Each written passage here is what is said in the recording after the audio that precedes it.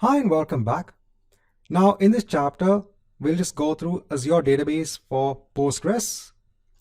So Postgres is a free and open source relational database management system. It has support for transactions that follow the ACID concepts of being atomic in nature, being consistent in nature, in isolation and durability.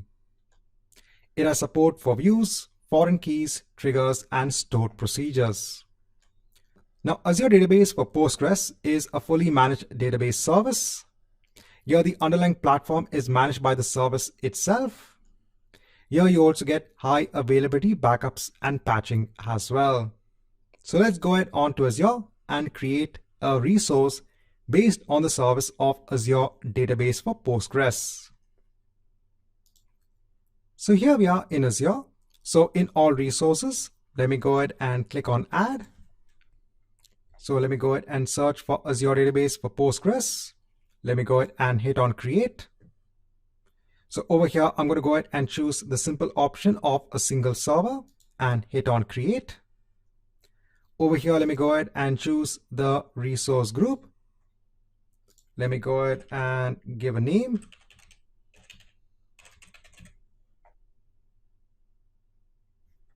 So just making sure the server name is available. Right, so that's done. Let me go ahead and just deploy it in the central US region.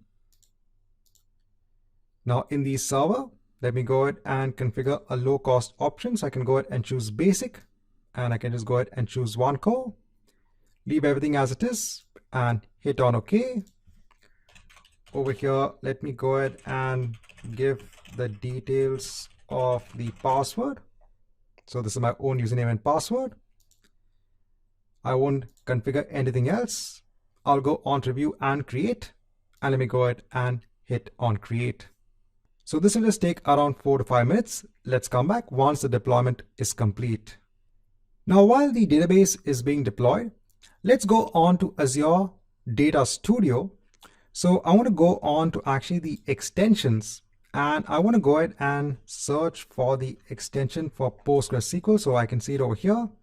So let me go ahead and actually install this particular extension so we can go ahead and use Azure Data Studio to connect onto Postgres. Now, once it is installed, so if I go back onto my connections, so over here, I can go ahead and add a new connection. And over here in the connection type, I can now see that I have Postgres in place.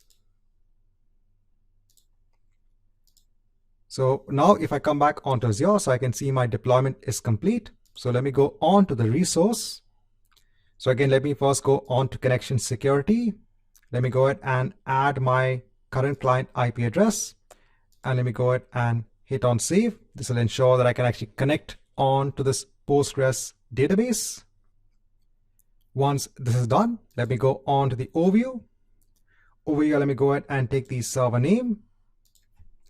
So I'll paste it over here.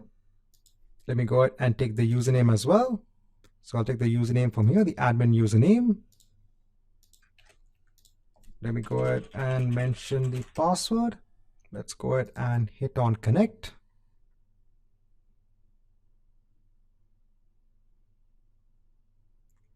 So now we can see that we are connected onto the Postgres database server.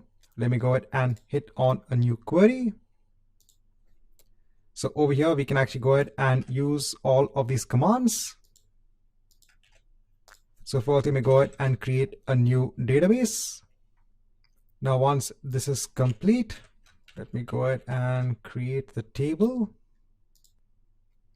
Now, once this is also complete, let me go ahead and insert some rows into the customer table. So that is also done. And let's go ahead and select the data from the customer table. And you can see that you have the data over here.